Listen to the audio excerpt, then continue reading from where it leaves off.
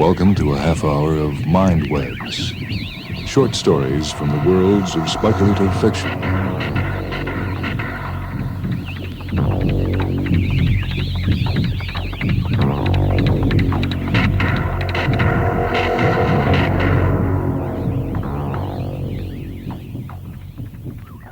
This story comes from the Roger Zelazny book, The Doors of His Face, The Lamps of His Mouth, and Other Stories.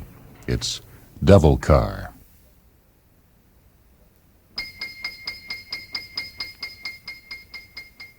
Murdoch sped across the great western road plain. High above him, the sun was a fiery yo-yo as he took the innumerable hillocks and rises of the plain at better than 160 miles an hour. He didn't slow for anything, and Jenny's hidden eyes spotted all the rocks and potholes before they came to them, and she carefully adjusted their course, sometimes without his even detecting the subtle movements of the steering column beneath his hands. Even through the dark-tinted windshield and the thick goggles he wore, the glare from the fused plane burned into his eyes, so that at times it seemed as if he were steering a very fast boat through night, beneath a brilliant alien moon, and that he was cutting his way across a lake of silver fire. Tall dust waves rose in his wake, hung in the air, and after a time settled once more. You are wearing yourself out, sitting there clutching the wheel that way, squinting ahead. Why don't you try to get some rest? Let me fog the shields. Go to sleep and leave the driving to me. No, Jenny, I want it this way. All right, I just thought I would ask. Yeah, thanks. About a minute later, the radio began playing. There was a soft, stringy sort of music. Hey, cut that out. Sorry, boss. Thought it might relax you. Look, when I need relaxing, I'll tell you. Check, Sam. Sorry. The silence seemed oppressive after its brief interruption. She was a good car, though. Murdoch knew that. She was always concerned with his welfare, and she was anxious to get on with his quest. She was made to look like a carefree swinger sedan, bright red, gaudy, fast. But there were rockets under the bulges of her hood, and two .50 caliber muzzles lurked just out of sight in the recesses beneath her headlamps. She wore a belt of 5 and 10-second timed grenades across her belly, and in her trunk was a spray tank containing a highly volatile naphthalic.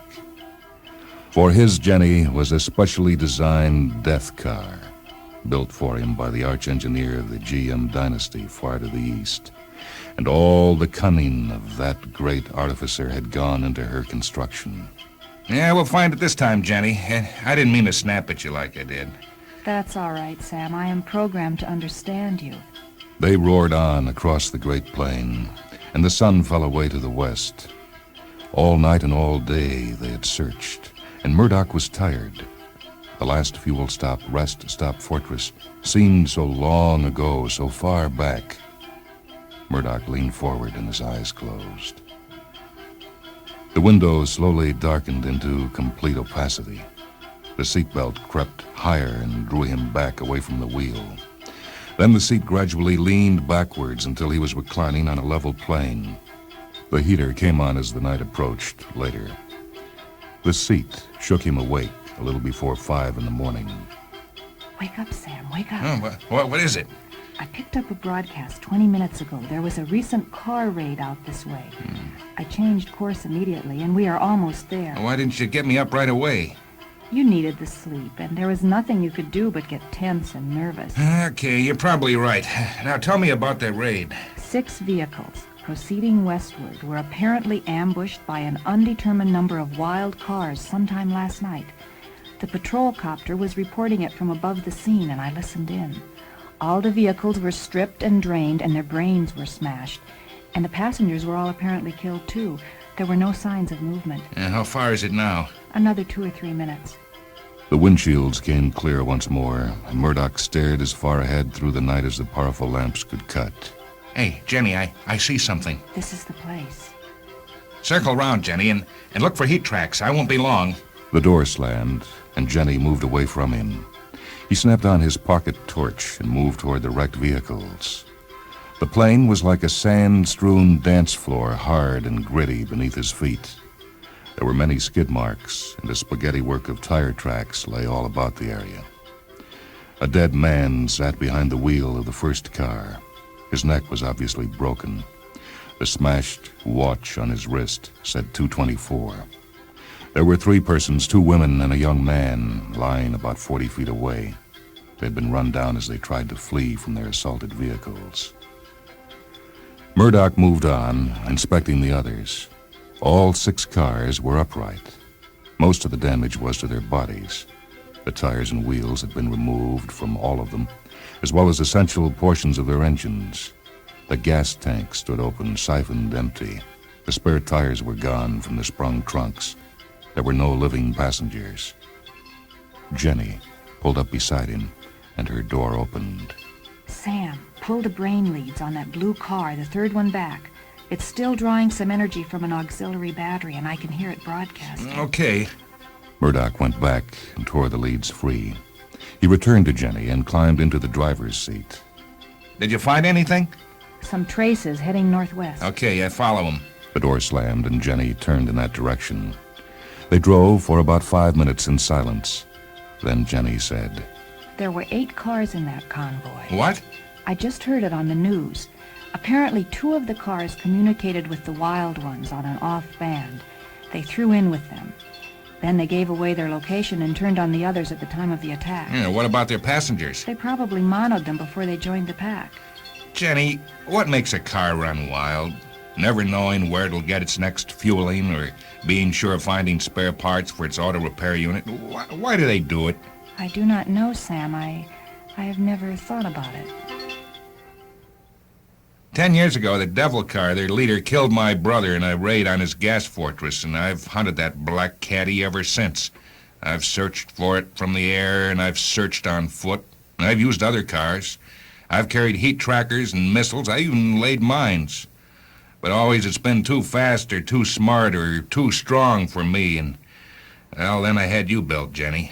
I knew you hated it very much. I always wondered why. I had you specially programmed and armored and armed to be the toughest, fastest, smartest thing on wheels, Jenny. You're the Scarlet Lady.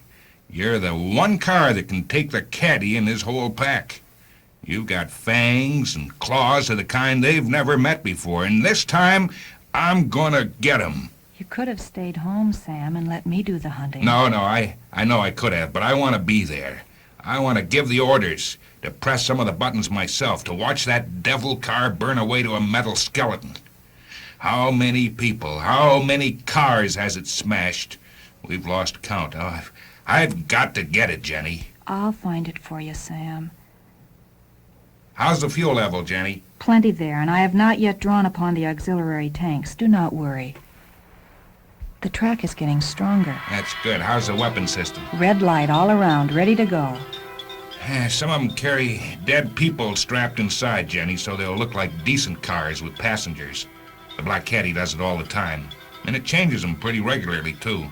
It keeps its interior refrigerated so they'll last. You know a lot about it, Sam. It fooled my brother with phony passengers and phony plates. Got him to open his gas fortress to it that way. Then the whole pack attacked. It's painted itself red and green and blue and white on different occasions, but it always goes back to black sooner or later. It doesn't like yellow or brown or two-tone. No, I've got a list of almost every phony plate it's ever used. It's even driven the big freeways right into towns and fueled up at regular gas stops. You often get its numbers that tears away from them just as the attendant goes up on the driver's side for his money. It can fake dozens of human voices, too, Jenny. They can never catch it afterwards, though, because it's souped itself up too well. It always makes it back here to the plane and then loses them. It's even raided used car lots. Jenny turned sharply in her course. Sam, the trail is quite strong now. This way. It goes off in the direction of those mountains. Follow. For a long time, then, Murdoch was silent. The first inklings of morning began in the east. The pale morning star was a white thumbtack on a blue board behind them. They began to climb a gentle slope. Get it, Jenny. Go get it. I think we will. The angle of the slope increased. Jenny slowed her pace to match the terrain, which was becoming somewhat bumpy. What's the matter? It's harder going here. Also, the trail is getting more difficult to follow. Why is that? There is still a lot of background radiation in these parts, and it is throwing off my tracking system. Well, keep trying, Jenny. The track seems to go straight toward the mountains. Follow it. They slowed some more. I am all fouled up now, Sam. I have just lost the trail. It must have a stronghold somewhere around here, Jenny, a cave or something like that, or it can be sheltered overhead. It's the only way it could have escaped aerial detection all these years. What should I do? Well, go as far forward as you can and scan for low openings in the rock. And be wary, and be ready to attack in an instant, Jenny. They climbed into the low foothills. Jenny's aerial rose high into the air, and the moths of steel cheesecloth unfolded their wings and danced and spun about it, bright there in the morning light. Nothing yet, and we can't go much further. Well, then we'll cruise along the length of it and keep scanning. To the right or to the left? I don't know. Which way would you go if you were a renegade car in the Lamb? I do not know. Well, pick one. It doesn't matter. To the right, then. After half an hour, the night was dropping away behind the mountains. To his right, morning was exploding at the far end of the plain, fracturing the sky into all the colors of autumn trees. Murdoch drew a squeezed bottle of hot coffee, the kind spacers had once used, from beneath the dashboard. Sam, I think I have found something. What? Where? Ahead. To the left of that big boulder, a declivity with some kind of opening at its end. Okay, baby. Make for it. Rocket's ready.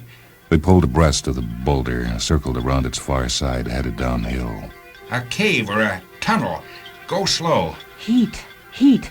I'm tracking again. Yeah, I can even see tire marks, Jenny. Lots of them. This is it. They moved toward the opening.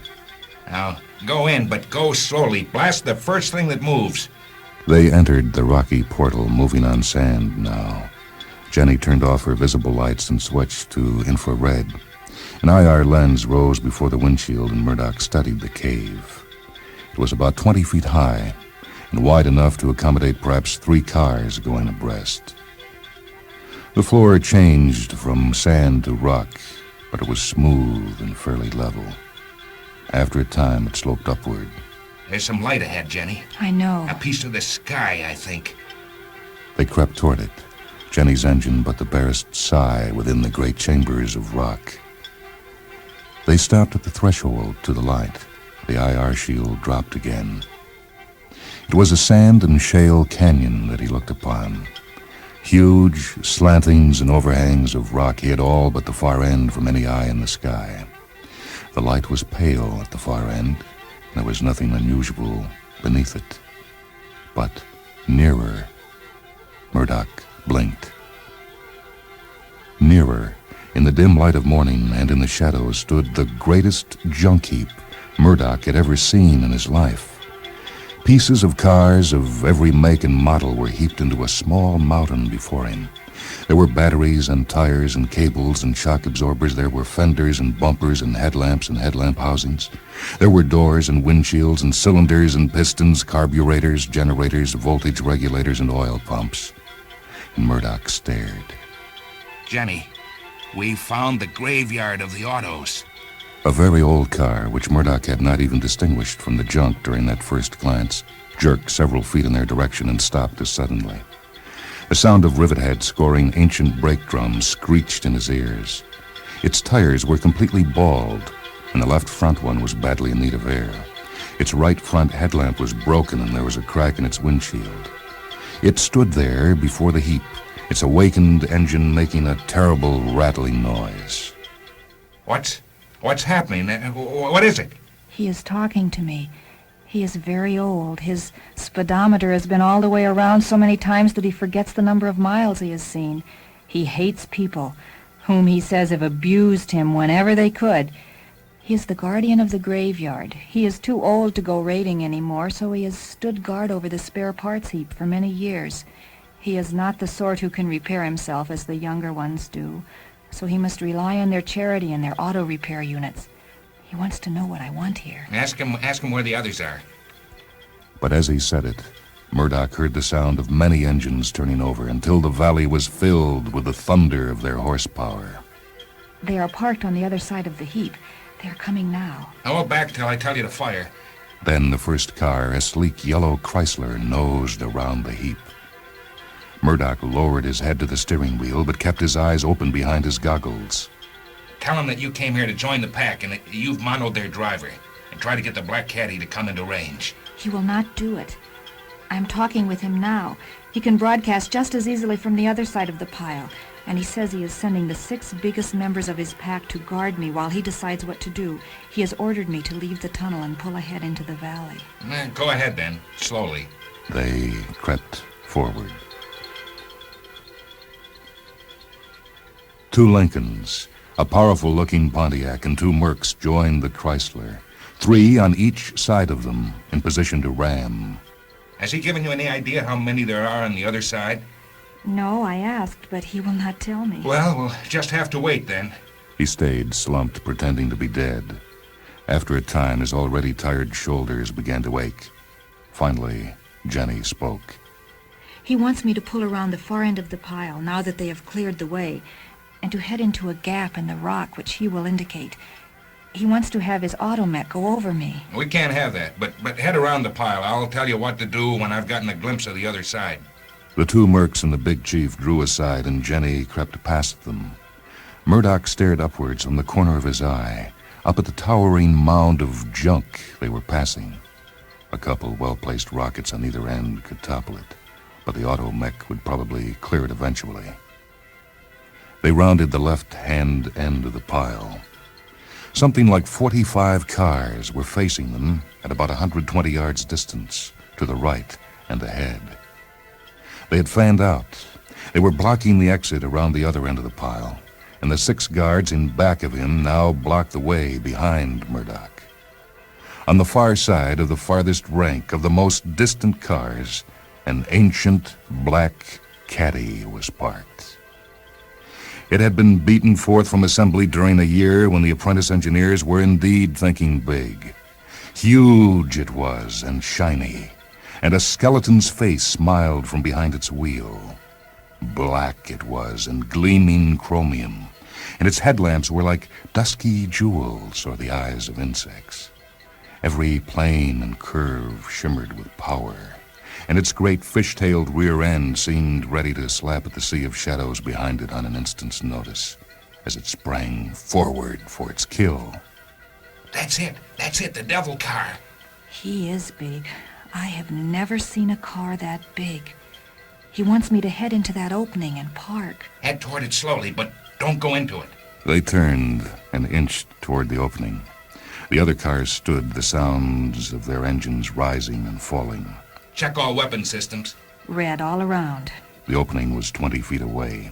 When I say now, go into neutral steer and turn 180 degrees fast, Jenny. They can't be expecting that. They don't have it themselves. And then open up with the 50 calibers and fire your rockets at the caddy. Turn at a right angle and start back the way we came and spray the naphtha as we go and fire on the 6 guards. Now! He was slammed back as they spun, and he heard the chattering of her guns before his head cleared. By then, flames were leaping up in the distance. Jenny's guns were extruded now and turning on their mounts, spraying the line of vehicles with hundreds of leaden hammers. She shook twice as she discharged 2 rockets from beneath her partly opened hood. Then they were moving forward, and 8 or 9 of the cars were rushing downhill toward them. She turned again in neutral steer and sprang back in the direction from which they had come, around the southeast corner of the pile. Her guns were hammering at the now retreating guards, and in the wide rear-view mirror, Murdoch could see that a wall of flame was towering high behind them. You missed it! You missed the black caddy, Jenny. Your rockets hit the cars in front of it and it backed off. I know. I'm sorry. You had a clear shot. I know. I missed. They rounded the pile just as 2 of the guard cars vanished into the tunnel.